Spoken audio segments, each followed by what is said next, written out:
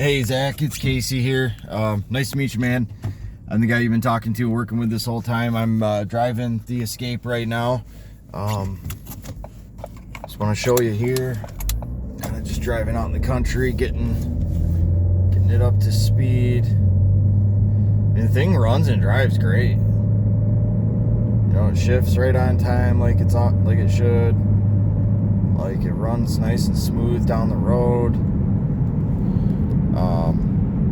If you give me, I'm going to be back to the store in just a minute here, and then I'm going to show you the rest of it. But I wanted you to be able to see the tachometer going and look at all the gauges and stuff. The only little light on it's the tire pressure light, and I'm not sure if one of the tires just needs a few pounds of air or if it's just a sensor where the batteries went. It's very common, like to the tune of almost every other car we have probably has a sensor that's missing or the battery's dead and all that. So if I had to guess, it's probably that as opposed to just air. But it's really not that big a deal. They're pretty cheap. But yeah, here's the touch screen. I believe that's a 8-inch touch screen. And the brakes feel good. Main thing I look for on brakes is, if you step on them, does the car start shaking, or is there like a pulsation in the brake pedal, from the rotors being warped or something. We have a certain standard, so when it comes to like our brake pads and rotors, like for pads specifically, they have to measure at a certain thickness in millimeters. If they don't pass that standard, then we just go ahead and put new pads, and if needed, new rotors on too. But as long as they meet that threshold, I can't remember how many millimeters it is, but there's a specific number, and if it meets that, then we're good. And they brake really well, so they should have quite a bit of life left on the pads. And then, like I said, I think this thing, it looked like it had brand new tires on it too. So give me just a second. I'm gonna park here and get out and kind of show you.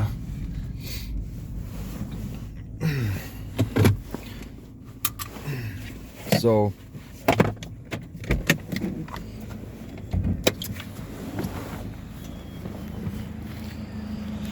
yeah, I still got these the markings on them here, which is one thing that kind of usually sticks out. But yeah, they tons of tread on these. So yeah, brand new tires, and it's got these aftermarket wheels that look pretty good too.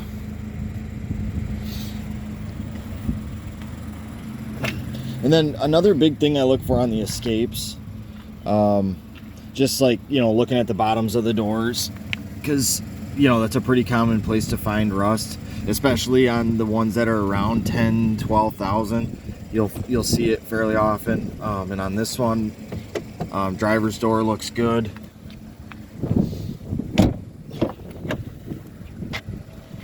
Same thing on the back driver door.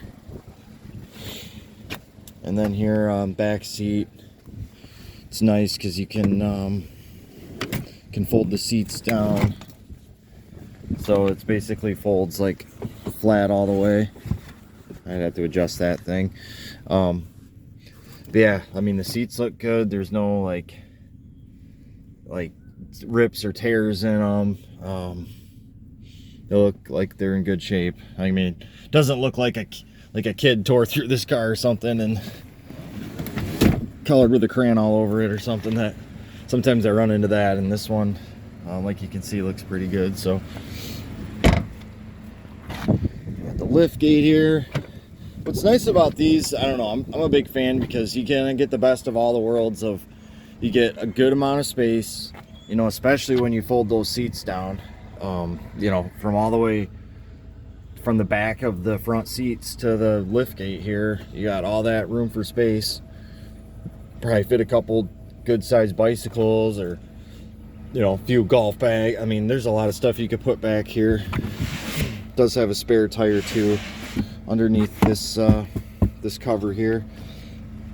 Yeah, you get the kind of the best of all the worlds as far as you get really good gas mileage, you get a lot of space, they're safe, you know, kind of, you know, that's why they call them a crossover, I guess. They're kind of half car, half small SUV. I mean, and as far as the body goes, body's in good shape.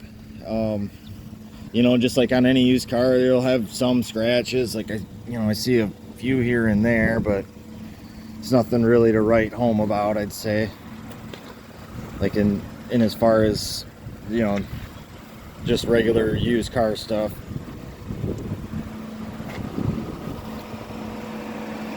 And the hood actually looks really good, because one thing I find on a lot of cars is sometimes you'll find them with a ton of stone chips, and this one might have a couple, but it's way less than what I see on a lot of other vehicles around this age and price range. And then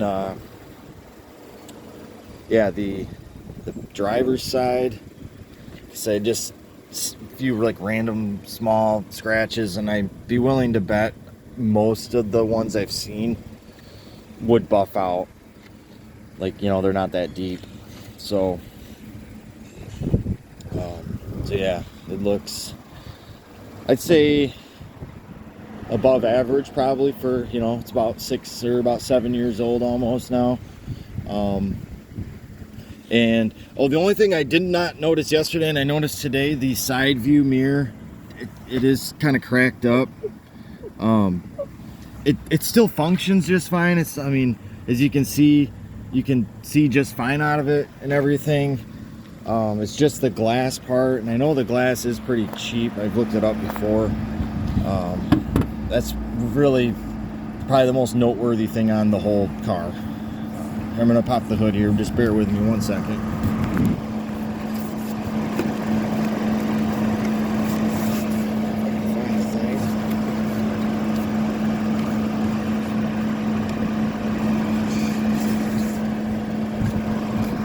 Sorry, man. There we go. Sorry about that. Pop the hood here. Okay, so yeah, the 1.5 liter EcoBoost, turbocharged. So I mean, in my opinion, with the turbocharger in there, it almost feels like a 6-cylinder. At least I have a lot of customers that they, you know, after driving one, they'll sometimes think that it is a V6. That turbo, you know, does add a good amount of get up to it. You got your dipstick there, and we do a fresh oil change, of course. You know, your windshield wiper fluid, brake fluid. So yeah, so I just wanted to have you get a listen to the motor here. But yeah, man, I think that should just about cover it. I feel very confident. I think you're gonna love it, man. I'm really looking forward to you coming in to drive it tomorrow, because yeah, it's a sweet looking vehicle, man. The gray and the black wheels, I really think you're gonna like it. So I'll let you go, man.